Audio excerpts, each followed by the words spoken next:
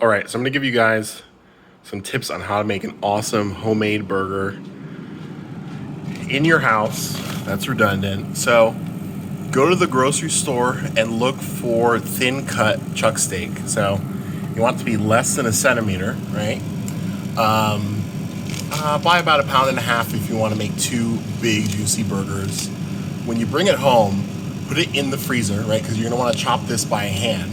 And when you put it in the freezer for a little bit, it gets a little less pliable than it would be raw, and a little bit easier to handle.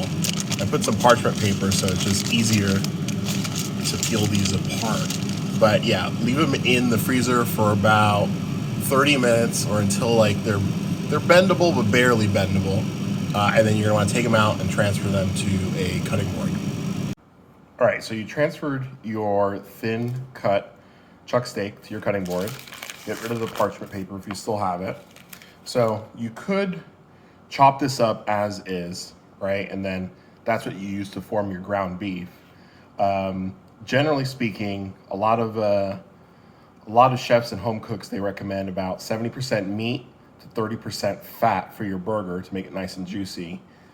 I want to live late into my 80s or 90s if I'm so lucky. So I don't like to have all of this fat because while it might look like liquid when you cook it, after it's like in your body and cools down, it turns back into hard fat like this, which is not great for your arteries. So I'll get rid of these larger chunks, but a lot of the intramuscular fat, that stuff I'll keep.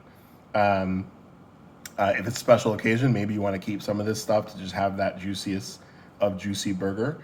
But usually I'll just take a boning knife or any old knife and kind of get rid of some of the bigger pieces of fat.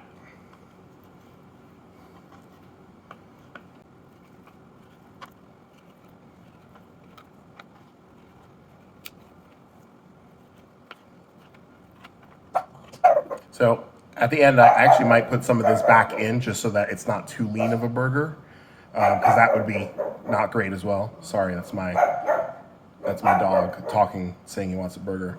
So I'll just put this to the side and kind of decide how much fat I want to put back in. As you guys can see, I'm trying to finely chop the chuck steak so I can evenly distribute the fat to make a good burger. Now I'm smashing the burger so that it sticks to the pan so I get a nice, good, crusty sear after it cooks for a little bit. So you just want to make sure you smash it down when it's initially sticking